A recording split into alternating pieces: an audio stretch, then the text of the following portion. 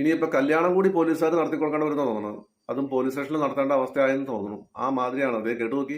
കഴിഞ്ഞ ദിവസം കാസർഗോഡ് ഒരു പോലീസ് സ്റ്റേഷനിൽ ഒരു രസകരമായ സംഭവം ഉണ്ടായി. ഒരു ഉമ്മായും മോളും സ്റ്റേഷനിൽ വന്നു. നിങ്ങളിൽ ആരെങ്കിലും ആണോ എന്ന് പോലും എനിക്കറിയില്ല. നല്ലൊരു കല്യാണാലോചന വന്നു കേട്ടോ സലാം സാറേ.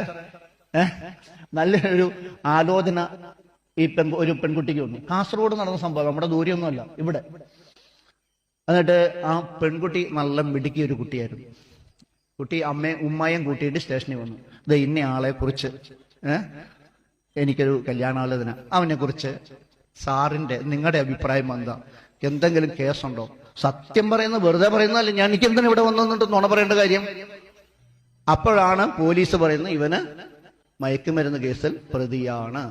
ആ പെൺകുട്ടി അതിനോടെ ആ വിവാഹം ഉപേക്ഷിച്ചു. എന്തായാലും ഇതും ഒരു ചെറിയ ഉപകാരം ചെയ്യുന്ന കാര്യം തന്നെ കേട്ടോ. കാരണം ചെറുക്കനും പെണ്ണൊക്കെ എങ്ങനെയുണ്ടെന്ന് അറിയാനും കൂടിയുള്ള ഒരു ഉപാധിയാണ്.